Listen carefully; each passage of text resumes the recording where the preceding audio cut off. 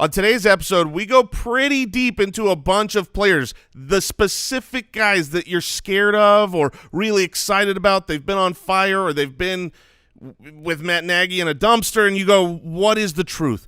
We're going to look at a couple of running backs named Miles, guys like Cooper Kupp, Allen Robinson, so stay tuned, check it out, and we've got the Thursday night preview on today's episode. Like, subscribe, and enjoy the show. Today's show is brought to you by Manscaped, the absolute leader in men's grooming products. They have just launched their new Performance Package 4.0. Do not miss out. Join the 2 million men worldwide who trust Manscaped and get ready for kickoff by going to manscaped.com for 20% off plus free shipping with the code Footballers20. That's 20% off plus free shipping with the code Footballers20 at manscaped.com.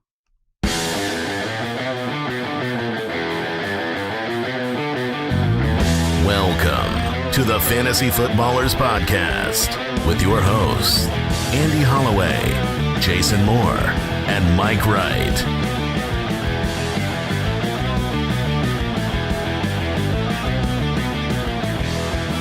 Ladies and gentlemen, welcome to the podcast. That's the Fantasy Footballers Podcast if you're nasty. I am your host with the most for today, Mike the Fantasy Hitman Wright, joined by my current reigning best friend of all time, Jason Moore. We are less than a month away, Mike. Oh, from Best Friends Day. From Best Friends Day. I believe it's October 23rd. I believe you are correct. I can't wait to celebrate. It's going to be a great one. I don't know if you caught all of Sunday Live, Jason. I did. Great job. There was an unfortunate moment that happened on that show. Remind me. I had to declare Brooks my best friend. Oh, yeah. I mean, I get it. De facto. Yeah, he was there. I wasn't. No one else was in the room, so I had no friends. That's right. He was your best friend in the room for sure. For the moment. What a day for me. What a day for Mike. He had the richest best friend of his life. It's Wednesday, September 29th. This is, episode 1122. 1122. That's not too bad.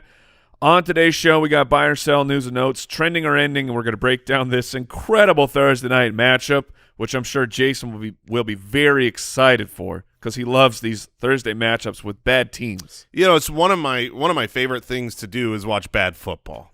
And actually, but we haven't had any. No, well, I don't know. The Eagles kind of made a little bit of bad football, but you're right. Even the matchups so far that we thought were going to be duds have been mostly great, and the great thing about fantasy football is that even this Thursday night matchup is going to be incredibly important because they all are. That is correct. A couple of house cleaning notes here. We have a brand new giveaway going, footclangiveaway.com. I'm told to push this button. I assume we're giving away something from Darren I Am the Walrus. A signed jersey. There we go, Foot Clan giveaway. It is free to enter. Just complete a couple things real quick for us. It is Wednesday. That means Spotify Green Room. We will be live.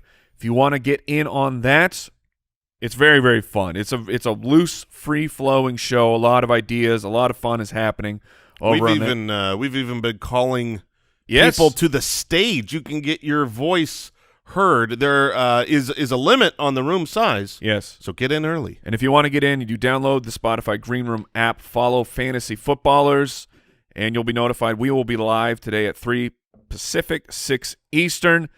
Make sure you're following the podcast wherever you listen, please. Instagram.com/fantasyfootballers. And on Twitter, if you want our hot takes of the moment, at the FF Ballers, or you can follow Jason at JasonFFL. I am at FF Hitman.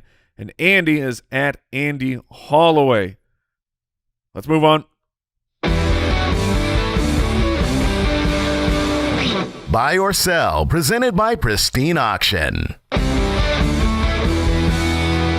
Welcome to Buy or Sell. Brooks, the richest man in the world, sets some lines for us, and we say if we're buying or selling. You've been on fire. You are my nemesis. I am 8 of 9, and that is simply because Raheem Mostert went down to injury in Week 1. I firmly believe I would be 9 for 9. I am 7 for 9. I'm right behind you. That's not bad. But it feels bad to be in second place, and the reason for me is Raheem Mostert and George Kittle eking over that line Had last the skin week. on his teeth. Yeah.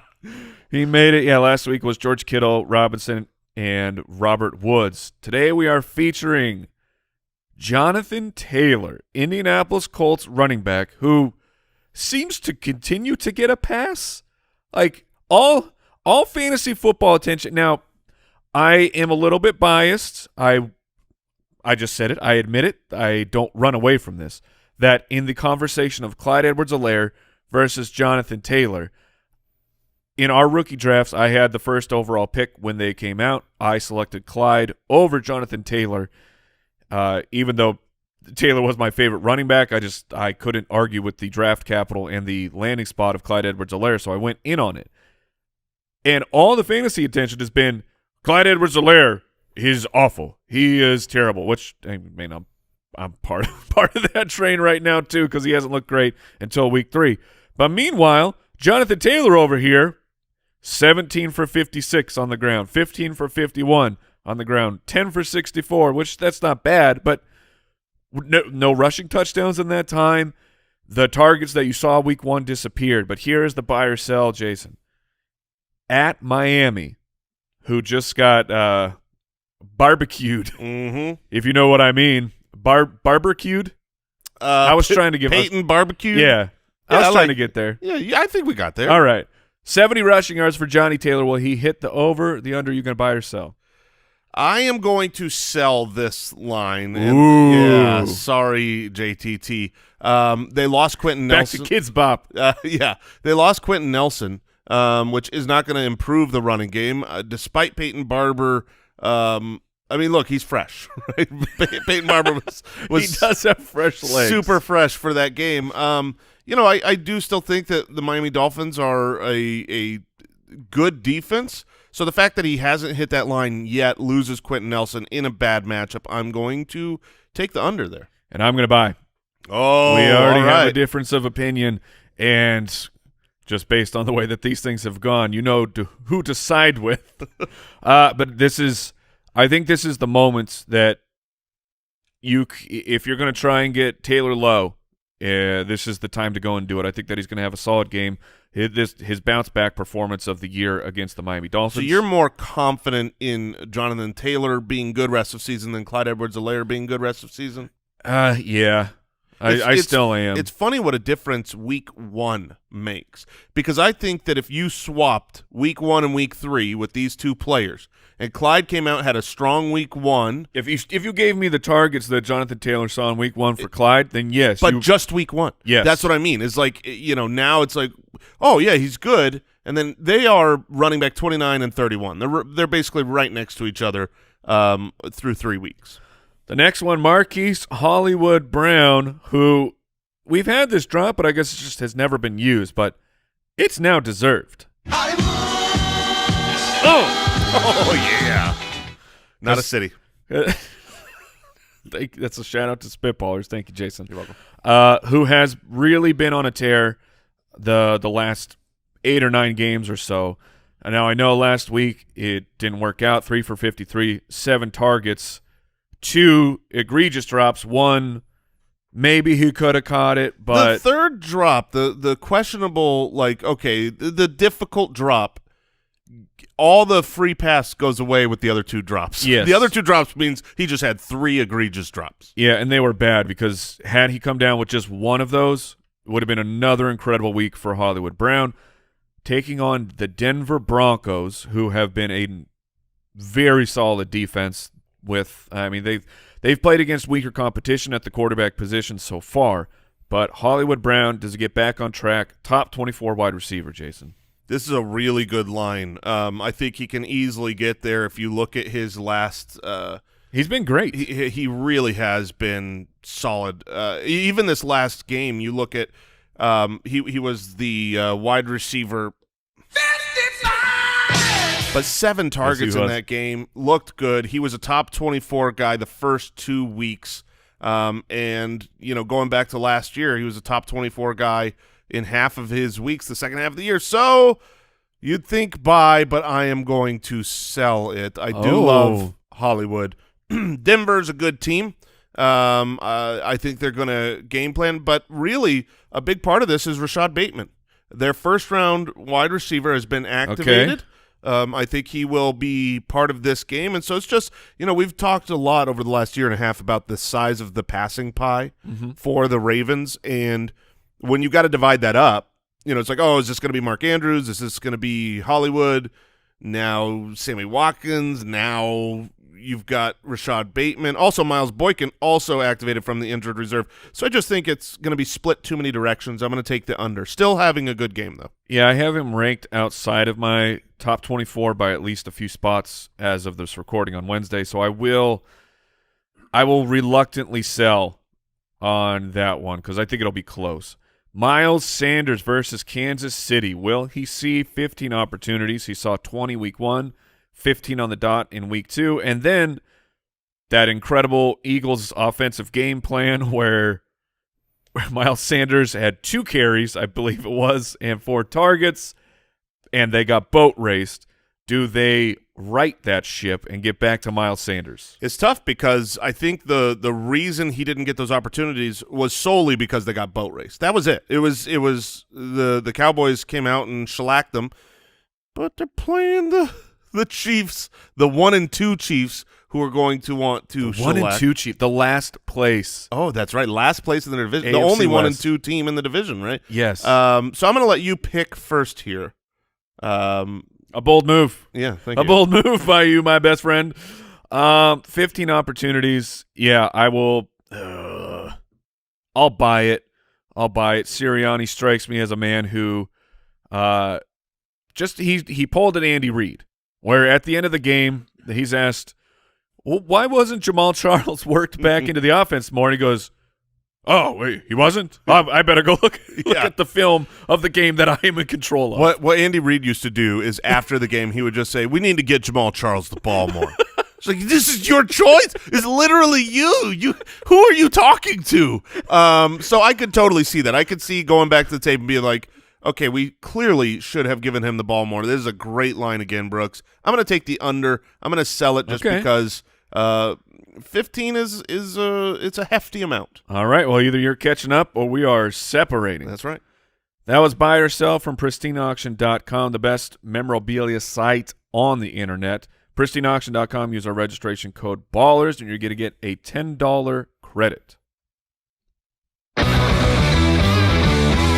News and notes from around the league, presented by Sleeper. Uh-oh. Oh, no. Titans. Oh, uh-oh. Wide receiver. Julio Jones. It's called. I don't know what happened there. Julio Jones is getting treatment on a leg injury. His status is up in the air. Week 3, he played a season-low 50% of snaps. Julio Jones, the concern with him has been those lower body injuries catching up to him. He's a little bit older. A.J. Brown already week to week. You can't expect him to be there. What are the Titans going to do, Jay? Yeah, I mean, if he misses, obviously they're going to Derrick Henry everything they can, but the defense is not going to be ill-prepared for that. They're not going to be scared of the passing game. I think that Derrick Henry would have a worse game with Julio Jones out, not a better game. You already know he's touching the ball a ton. You know what I mean? It's not like, oh, now he's going to get more opportunities. He was already going to get 25 touches. So I think it would just be bad for the entire offense. I'm looking up the player's name. I can't remember who it was, but he looked really good. Nick Westbrook. I don't know how to say his name. I mean, this is a player that I didn't know who it was, but on the field, I was like, he was targeted. He looked good, and I think he might be the next man up. I mean, he was last week. Yeah, he was last week. Chester Rogers is still there as well, so it could go his direction. I don't think you necessarily use any of these guys for fantasy. It's just you got to be aware if you're DFS dart thrower right there. Yeah. I will be building some lineups. Yeah, so will I. The Colts and running back Marlon Mack have agreed to mutually seek a trade per sources. Mack is go to my camera. Fully healthy. Bing, bing, bing, bing. He's fully healthy after last year's Achilles tear. I don't know if anybody can really be fully healthy. That remains to be seen. Maybe Marlon Mack can be the guy. that changes everything for fantasy football, that makes us look at Cam Akers and go, it actually can happen. So hopefully Marlon Mack is actually fully healthy and can get something done. I don't know who's trading for Marlon Mack right now. Oh, the Niners. I mean, they No, only stop. have 22 running backs. They're trying to make it to all of the running backs. But, there are a couple teams that maybe could be helped out. The Ravens and the Niners come to mind, but both teams have brought in players. Marlon Mack does not strike me as like the answer. They're sitting there struggling with their hodgepodge of backups and then being like, oh, well, I didn't know I could have Marlon Mack off the Achilles. What's tough is so this information came out, and I would believe that this is very closely tied with he was a healthy scratch. Yes. I would imagine that the team did that because they are trying to trade him. How long does he have to stay a healthy scratch and can't prove that he has juice left so a team is interested when a running back injury does happen? That remains to be seen. Are you stashing him in deeper leagues or not? I have not personally thought to stash him in a Okay. deeper league. I think that the situation where a team would – if they're trading for him, it's going to be nothing. I mean, they're going to be giving up a 6th, 7th swap. Correct. Or something like that. So the investment won't be there, and I haven't seen enough on the field to determine his health. And this is such a weird situation because, if he was a free agent, teams would be bringing him in for sure, working him out, putting him through their doctors. But when he's part of another team, it's like they just have to trust those guys and then give Right. up capital for him. So I'm not sure a deal gets done. If a deal does not get done, he'll probably be a healthy scratch and then either activated or cut. The Ravens activated wide receivers Rashad Bateman, their first-round rookie, and Miles Boykin from the injured reserve, like Jason said. They will be practicing. It remains to be seen if they will be ready to go by game time. But Is Bateman worth picking up? that's why I brought him up on the waiver show. I wasn't sure if he would be activated this quickly, but that's great news. Rashad Bateman is an electric rookie that they drafted in the first round. And so I think that for the long haul, you should probably stash him and see what happens. Bengals wide receiver T. Higgins, his shoulder injury persists, was listed as a non-participant, and they're going to play on Thursday. So The Thursday night football matchup makes it very unlikely T. Higgins plays because it's a double whammy. Not only is it a short week of rest, granted he missed last week, but it's shorter to this game time. But then if he misses, you get even more time for the next game. So I would expect him to be absent. that was today's news and notes presented by Sleeper, the leader in breaking news alerts. Download Sleeper. Join their breaking alerts channel. It's faster than every other source. Trending or ending. That's a fabulous graphic. Good work, B-Cat. Trending or ending. Mr. Joseph Burrow of the Cincinnati Bengals. There was some hope over the offseason that this could be the breakout for Joey B. The pass catchers are there. I mean, T. Higgins has been banged up, obviously, in the short season so far, but quarterback 18, quarterback 25, quarterback 14. He's limited on the ground. Now, to his credit, he did have an incredible play. I don't know if you caught that one last week where he evaded the rush. I think he broke like 3 tackles on this play, ends up gaining 5 yards or so. It was a 3rd and long, so it doesn't like change things, but watching it was a very positive sign of saying, oh, good for you, Joe, trusting that leg, looking healthy. I like to see it. He's throwing touchdowns, 2, 3, but he's only averaging 213 passing yards. This is Joe Burrow right here is almost the poster child of this is what happens when you don't run in fantasy football. He's been a solid quarterback.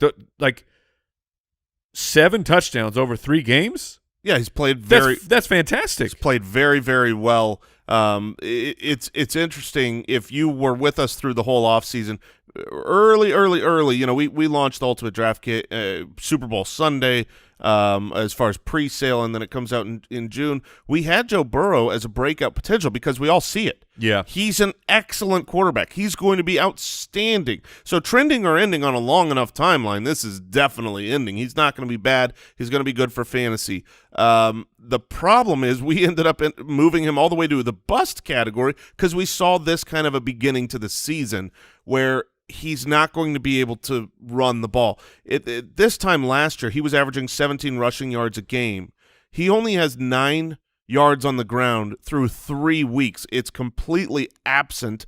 And I would also say, I would add to the concern that surprisingly, the Bengals are playing at a very slow pace. They're not just slow, Jason. The Zach Taylor passing attack that we're used to, the volume, that's not. They are extremely run heavy, and they're moving slowly. So that's what this comes down to for me. Is that trending, or is that going to be ending as Joe Burrow moves further into the season? I think that it will continue trending for a while. By the end of the year, I think that the offense will click. He will be fully healthy. This was a wicked knee injury he had. Right. And even though he's obviously healthy enough, he's out there, he's playing, the recovery timeline on that, it's going to get stronger and stronger. So I'm going to, he's got a matchup this week. If you want to throw him in there against Jacksonville, okay. I could see him having a good week. But I'm going to say that this continues trending. His passing yardage has been mediocre at best, 207 yards 2 weeks ago, 172 yards last week. They're going to establish it with Joe Mixon. I'm going to say this continues trending for at least the next half a season. All right, the gas man, running low, running on empty, as a great poet once said through song. It's not been great for Myles Gaskin. He has not finished inside the top 24. He is, in fact, finished outside of the top 30 for 2 of his 3 games. Now, in his defense, things kind of broke down. Tua got injured in week 2. They got shut out, and now we're on Jacoby Brissett. The targets are there, Jason, but this – you don't want – where you drafted Myles Gaskin, in the 5th round or wherever you got him, you weren't trying to draft a Nyheim Hines where all he does is get 4 to 5 targets a week, and you're hoping that one of those turns into a score. You were hoping that Myles Gaskin would get those targets and 9 to 12 carries on the ground on a weekly basis, and that turn into points. It has not happened so far. So where are you on the gas man? Yeah, I feel like I've been pretty steady with the gas man from the get-go. He's a flex-worthy player. He gets enough targets, enough receptions where you can put him in your lineup. I don't think it's ever going to be special. There was hope that he was some, true workhorse back. He has not been getting the goal line. That was another fear. Right now, so far, red zone opportunities for Miami's running backs. Gaskin has 1, which is the same as Salvon Ahmed, and then Malcolm Brown has 4. And Ahmed has 2 targets in the red zone. So that's his biggest problem. That being said, while I think the trend continues most of the season of him being not great, not bad, not terrible, okay, but not great, I think this is a good week. Like I had him originally as my start of the week for tomorrow. Which is obviously took a pivot. Yeah, it's tough because I think he's going to have a game worthy of starting, but not a game worthy of being like start of the week. If you look at Gaskin this last week, the opportunities were there for him. He had 19 total opportunities, 13 carries, 6 targets, and he turned 6 targets into 9 receiving yards. I think that is abnormal. If he gets another 6 targets this next week, he'll probably end up with 4 for 40 or something around there. So I think you can start him, but this is a trend that's going to continue. The talent is there. He does have 4 runs of 15-plus yards, which is tied for the most with Nick Chubb. So if you want to bet on the talent eventually rising to the top, Myles Gaskin would be where you go for the Miami backfield, but I don't know if they see it that way with their new offensive philosophy. And so, Jason, before we move on to our next player, want to thank today's sponsor, DirecTV. we know you want that football because you're listening to a football podcast about a game, which means you love football. And you want all of the games and you want to watch them live, but maybe you can't get DirecTV where you live. That is no longer a problem because you can stream the 2021 NFL Sunday Ticket on your favorite devices. No satellite required. NFL Sunday Ticket.tv lets you follow your favorite team no matter where you live. Watch every out-of-market NFL game every Sunday afternoon live on your favorite devices. Get that DirecTV Red Zone channel, DirecTV Fantasy Zone. You could, like I said, you get to stream with no satellite required. Get shortcuts. You can see replays of the entire game in less than 30 minutes. You want to know what happened to Justin Fields? You want to know quickly? It's bad, but you can go back and you can get that done. Don't say that in front of Jay Grizz. You can get that done in about under 30 minutes. You can do a customizable game mix, watch up to 4 games at the exact same time. Go online to NFLSundayTicket.tv/SundayReady to see if you're eligible. And pro tip, use promo code BALLERS2021 at checkout to save 15%. Again, to see if you're eligible for the NFL Sunday Ticket streaming package, go to NFLSundayTicket.tv/SundayReady and use the code BALLERS2021 to save 15% when you sign up. And we want to thank BlockFi, a great crypto financial service. I've used BlockFi for a long time. Whether you're a crypto pro or you're looking to get into crypto, you can finally earn Bitcoin the easy way. There is a BlockFi Rewards Visa Signature card. It's the easiest way to get Bitcoin just by making everyday purchases. You can grow it. You get your groceries. You pay your bills. You fill up at the gas station. Ka-ching, you're getting 1.5% back in Bitcoin on all qualifying purchases with no reward limits. Plus, there's no annual fee, no foreign transaction fees, just Bitcoin on every single qualifying purchase. You can ramp it up. Over the last decade, Bitcoin, according to Yahoo Finance, has been the best performing asset, and that's the I want the best performing asset as my reward. I prefer it. And right now, the Foot Clan could get a bonus of $25 in crypto after you make your first purchase with the credit card when you sign up at BlockFi.com/footballers. That's a $25 bonus in crypto deposited right into your account after you make your first purchase, but you have to use our URL. That's BlockFi.com/footballers to start earning Bitcoin back on all your purchases today. BlockFi.com/footballers. Not all will be eligible. Geographic, regulatory, and underwriting restrictions apply. Fees and terms are subject to change. Additional terms of service at BlockFi.com. I realize, Jason, that as we're about to talk about this next player, Mr. Allen Robinson of the Chicago Bears, if you have never watched an episode of this show on our YouTube, when it's down to the two of us, and you just tuned in, youtube.com/thefantasyfootballers, thank you. You may have noticed there's a giant cardboard bear, the cardboard bear extraordinaire himself, Mr. Jay Grizz, over there holding down the number 3 spot. That would be really fun to just go through the whole episode, never mention Jay Grizz, never point out why, just have an episode that's not talked about. And if you're new, you're just like, what is happening? Why are they talking fantasy with a giant grizzly bear? So he fills in from time to time. And Jay Grizz, cover your ears. Allen Robinson, busto Rama this year so far, has not finished inside the top 44 at the wide receiver position, has not surpassed double-digit points in a half-point PPR scoring format.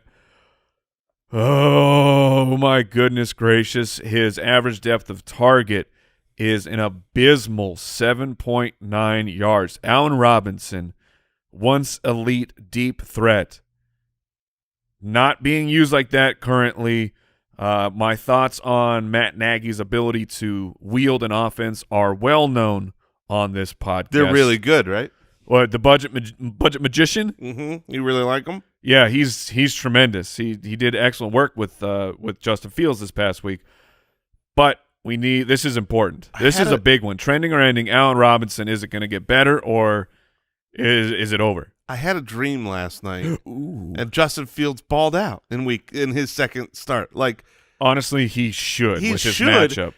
But he looked. I mean, I've watched a little bit again of this game, and I agree that Nagy did not have a good game plan, did not make good adjustments, and credit needs to be given to the defense, who was dominating the offensive line and at the same time dominating the wide receivers with their cornerback matchups. Like it was a perfect storm of crap, but still Justin Fields played terrible. Like he was in a difficult situation and he did not rise to the occasion. Yeah, the problem of Matt Nagy being completely outmatched, he couldn't figure out how to stop the pass rush from the Cleveland Browns, which I get it, that they're ferocious. You know, the players that they have, the Browns' defensive line should be feared.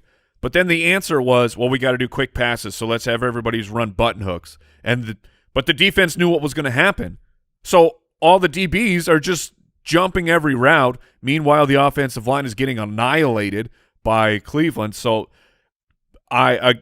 Justin Fields was objectively terrible. But I don't know any quarterback that would have succeeded in the situation that he was put in. So like now Andy Dalton, Nick Foles would not have succeeded there. But Allen Robinson, what are we doing here? He is terrifying. Yes.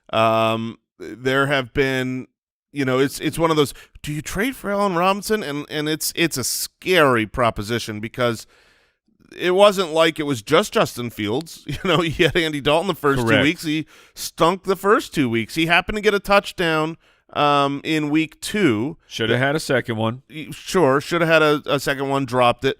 But he had that touchdown with a total of 24 yards. He was the wide receiver 45 with a touchdown. That's hard to do. Week 1, he stunk. Week 3, he stunk. And this offense looks putrid. So, is it going to continue? And I believe no, it will not. It will not continue. Ending. I believe it is Oh, ending. my goodness. I know this is The fantasy football community just let out a gigantic simultaneous exhale. Allen Robinson last week had 6 targets. Mm-hmm. That's not great. That's not Allen Robinson.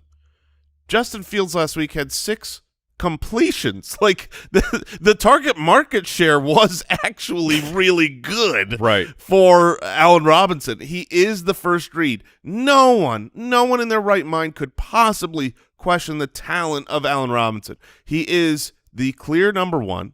He is extremely targeted. He is on an NFL team. I mean, it Yes, doesn't, he is on an right, NFL but team. like the Jacksonville Jaguars stink. Oh, okay. Well, But there is always going to be value. Like there's no way that the way they got shellacked by the Browns this last week is just what happens every week. I mean, they played Detroit this coming week. They not only do they play Detroit this week, then they play the Las Vegas Raiders, who are a good defense, but they're giving up yards. The Green Bay Packers, the Tampa Bay Buccaneers, while they're a solid defense, they're allowing a ton of yards through the air. So this is it's lined up here for Allen Robinson to bounce back. Yes, and I believe that Allen Robinson will bounce back. Now, does that mean that he's going to be a wide receiver 1? He's finished the last 2 years as a wide receiver 1. That doesn't currently look in the cards, but I still don't think it's that much further. I'm not saying he's like a wide receiver 3 and he's going to be okay, flex consideration. I believe that he should still be viewed as an every week start. And I know that how hard that would be because the same way that you have NBA Jam rules of 3 great games in a row, Correct. You stick with him. He's had 3 putrid games in a row, and so it's fearful.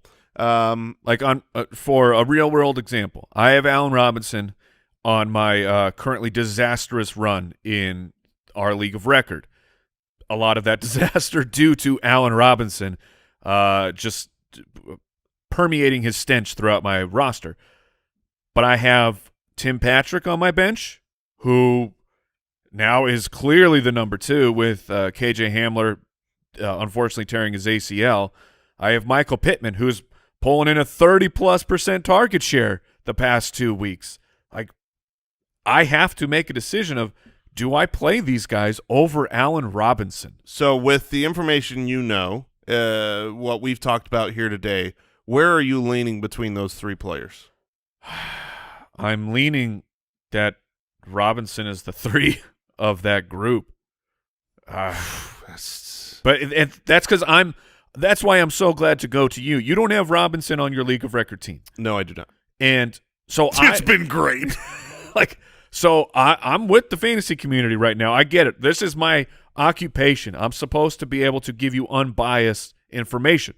But Allen Robinson is destroying me, and when someone is destroying you, it's hard to not have a personal bias. Yeah. Save me, Jason.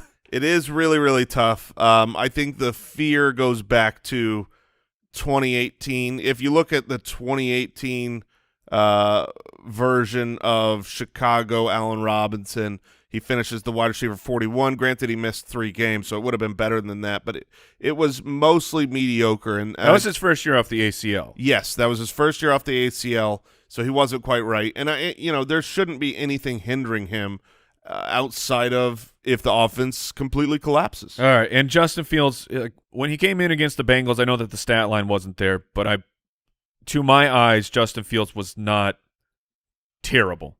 He played perfectly fine and capable that week. Moving it on, though, the Rams wide receivers, my goodness, there is a disparity. The Koopa Cup of Coffee, King Koopa Cup of Coffee, coming in. Is he really the wide receiver 1? Yes, he is. That would make sense when you're dominating the way that Cooper Cup is. A wide receiver 1 all 3 weeks, including a number 1 and a number 2 finish in a half-point scoring format. Meanwhile, Bobby Trees, Robert Woods, Mr. Reliable, Mr. Safety, Mr. High Floor. He's living in the basement. He has not finished inside the top 40 at the position. Trending or ending, Jason? Trending. For both. Trending for both. Okay. This is I think there's been enough sample size here. Obviously 3 games, very minimal, but we only have the entirety of most seasons are 16 games. So you have to go on short trends. You have to make a decision as to what you're seeing on the field, and it is so clear.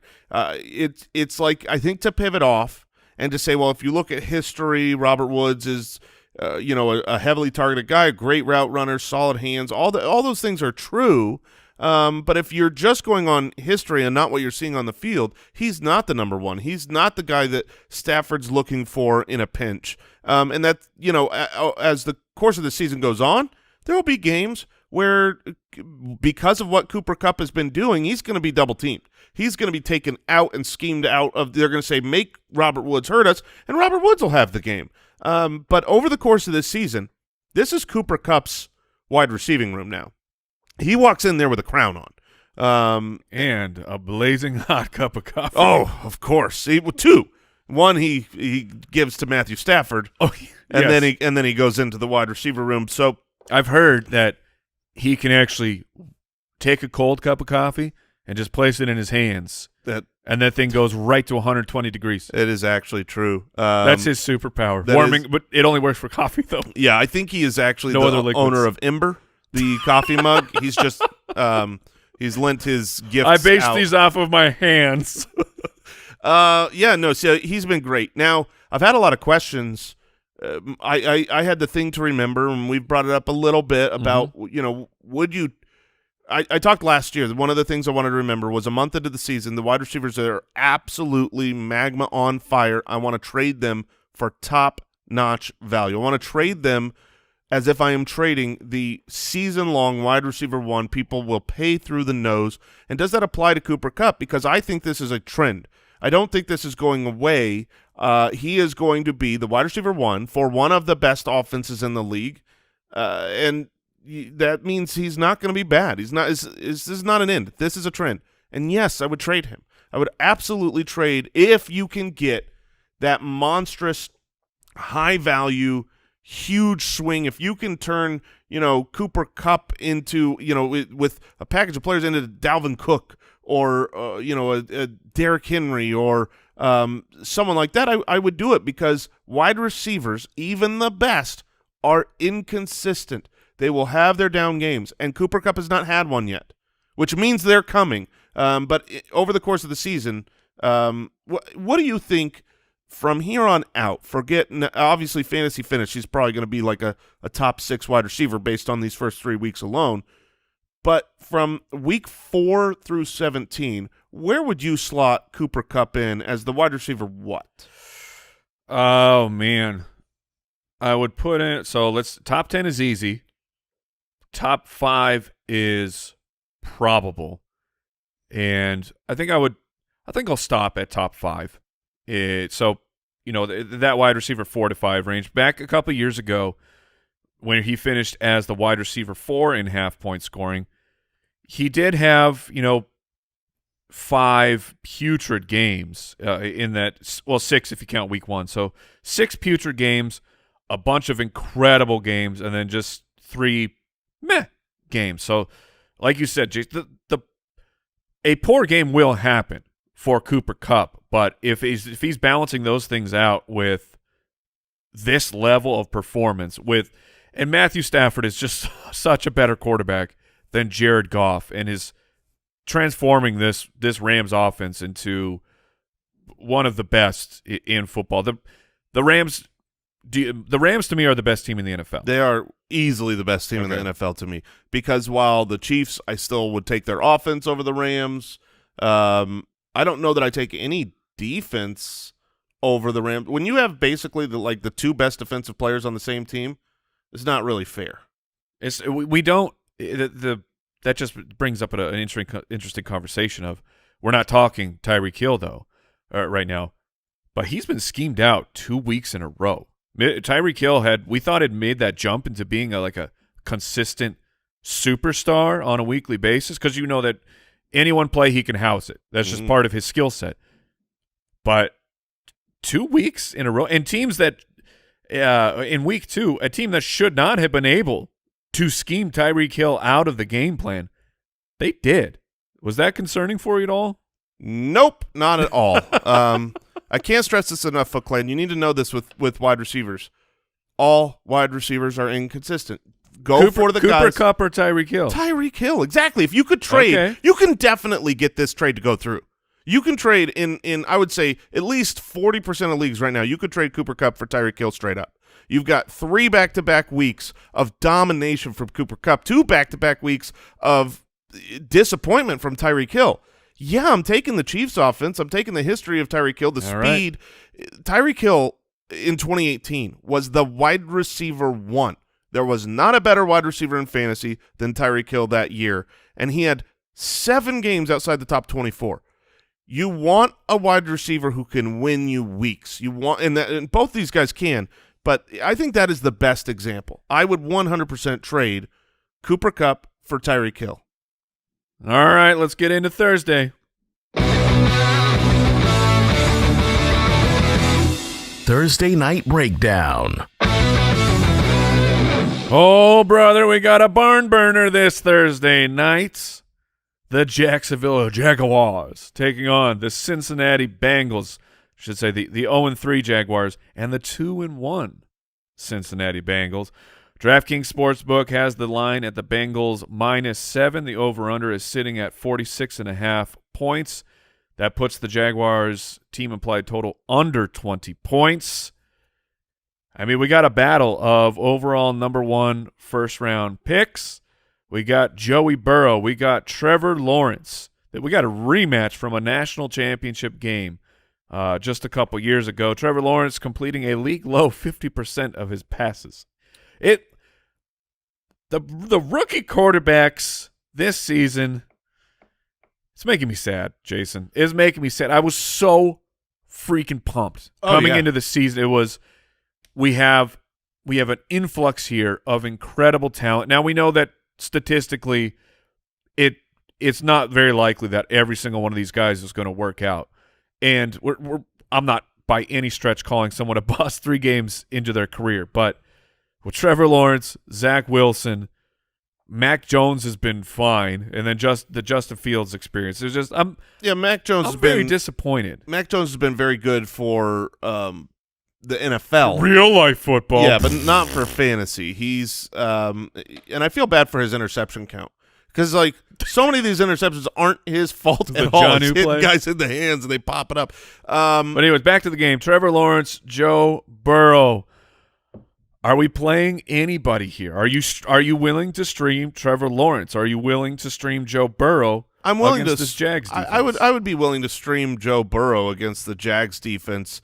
Last year they were the 29th against the quarterback position. This year they're 20th. Kyler had some really head-scratching plays that I think made the Jaguars look better than they are when he just bombed it poorly into double coverage. Joe Burrow could have a very good game this week. I think he is in consideration. I wouldn't start Trevor Lawrence probably this whole season. I mean, I don't think a matchup is going to cause me to start him. He has made so many boneheaded plays. He's not really running the ball. Thankfully, he ran a little bit more. You know, week 1 was terrifying because week 1 it looked like he was going to be completely pocket locked, which we know is pocket locked, a death knell for fantasy. Like Pauly? Sure, Pauly pocket locked. I don't know. He did have 20 rushing yards both weeks, which is that's the one thing that's, if you're going to start Trevor Lawrence over the course of the season, it will be because he starts getting his legs going. But not enough so far. So he's out. Joe Burrow, I would rather not play. Obviously, Mixon is in. Yeah, Joe Mixon is in, the third most touches at the running back position. We're talking about how the Bengals have gone extremely run-heavy. On the other side of the ball, you have James Robinson, you have Carlos Hyde. Now, James Robinson came through with a solid fantasy finish this past week. I had mentioned earlier how through 3 weeks, it looks like the Cardinals' defense could be highly susceptible to the running backs. Dalvin Cook just manhandled them. James Robinson looked great. But something to pay attention to before you push all the chips in on James Robinson. Last week, 59% of the snaps, which was down from week 2.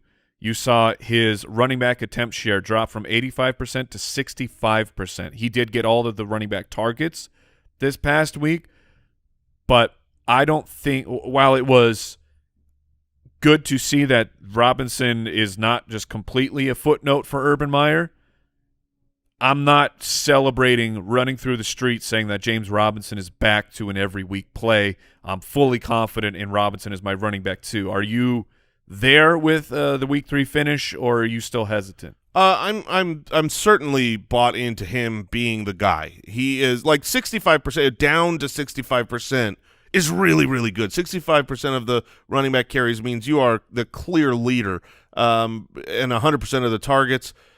Honestly, I think James Robinson's going to be good for fantasy from here on out. You can start him in this matchup. I don't by any means think he's going to get touchdowns very often like he did this last game, so I wouldn't overreact to the fantasy finish of last week. But Robinson he's involved enough. He has as many scrimmage yards through 3 weeks as Ezekiel Elliott, and they need him because their team's not good, and he is. Okay. At the wide receiver position, you're playing Jamar Chase, you're playing Tyler Boyd. Over on the other side, in T. Higgins, if he's actually starting, would you play him? No, I would not either. I would not start him. Okay. I don't think he'll play. But yeah, if he's active, it just basically – if he's active, it means I'm probably not going to play Tyler Boyd. That's what that means to me. Assuming he's gone – Tyler Boyd's in. Jamar Chase has to be in no matter what. He has 4 touchdowns on only 11 receptions. He's looked very, very good. Another one. I straight up apologized to Jamar Chase yesterday. No, I straight up apologized. That was a sort of full apology. 100% apology. That was like I'll give you a 85. No, you got to be at least 95. I'm going. Let's go to the judge. I'm down to 80%. Okay. It's dropping by Judge, the moment. What would you qualify my apology percentage at for Jamar Chase on yesterday's episode? I think it's closer to 55. Oh, you son of oh man. Okay, well, I know who's Brooks not best friends with anymore. Well, if to follow that up, then this is a great segue. I would trade Jamar Chase immediately, solely because, again, I mean, I love Cooper Kupp. He's been in like all my DFS lineups, my starts of the week. I love everything about Cooper Kupp. This isn't a slight against Jamar Chase. It's to say he's had 4 touchdowns on 11 receptions. He's overproducing. He looks like he's going to be the next great, you can sell him as last year's Justin Jefferson, a league winner. And the reality is we haven't seen him do on the field what Justin Jefferson did yet, and he's got to do it for a long time. Whenever you trade a guy and you get the price for them, if you capitalize on like you're maximizing Jamar Chase and people are paying through the nose for him, then so what if he keeps it up? You get the value. Whenever you trade a guy high, it just means you're gonna end up winning even if the guy stays high. On the other side, Marvin Jones, is he an every week flex at this point? He seems like it. I mean, this is where the 3-game sample size is a little bit worrisome because you saw so much to DJ Chark in one game. But, I mean, 9 targets, 11 targets, 8 targets, and he's good. Yeah, you know what I mean? Like Marvin Jones is a quality wide receiver, a known commodity in the NFL. I think you have to start him. He would be an interesting, like, Marvin Jones or Allen Robinson. I can't imagine not going with Marvin Jones right now. Man, that of a start-sit decision? Yeah. Yeah, that's – oh, my goodness. You're probably right. Marvin Jones sitting at about 25% of the Jacksonville targets, which is fantastic. DJ Chark is – I mean, if you want to fly, I guess you can try and do that. He's been a top 24 wide receiver 2 of the 3 weeks, completely bombed against Denver. And, I mean, you need him to catch a touchdown, essentially. And then Laviska Shenault – what do you do with Visk? Are you holding? Are you moving on? Shall not play him. Should you roster him? I don't want to. I mean, I get it. He could be better. He's got the manufactured touches, but his opportunities come so close to the line of scrimmage that he's pretty much a running back, right? Like, he's not being utilized as a wide receiver. He's being used as a gadget player.